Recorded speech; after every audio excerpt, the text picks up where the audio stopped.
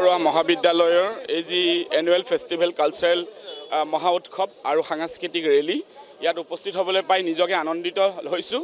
আৰু ভাৰতবৰ্ষৰ স্বাধীনৰ প্ৰাকক্ষণত বি বৰুৱা মহাবিদ্যালয় জন্ম হৈছিল। পণ্ডিত বিশিষ্ট ব্যৱসায়ী অসমৰ ভোলানাথ বৰুৱাৰ নগাঁওস্থিত ভোলানাথ বৰুৱাৰ বিশেষ কৃতিত্বৰ জৰিয়তে আৰু অসমৰ বহু গুণীমান ব্যক্তিৰ দ্বাৰা বি বৰুৱা মহাবিদ্যালয় আৰম্ভ হৈছিল। পোনপ্ৰথম বি বৰুৱা মহাবিদ্যালয় কামৰূপ একাডেমীত ক্লাছ ষ্টাৰ্ট হৈছিল।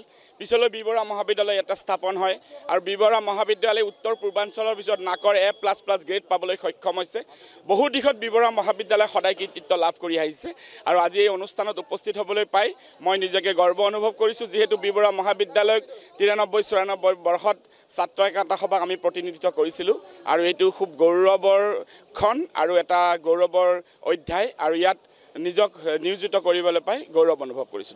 4দিনীয়া কাৰ্যসূচীৰে বাৰ্ষিক কলেজ সপ্তাহ আমাৰ আৰম্ভ হৈছে, কিন্তু কিছুদিন আগৰ পৰা ছাত্ৰ ছাত্ৰীসকলে খেল ধেমালি অনুষ্ঠিত কৰিছে।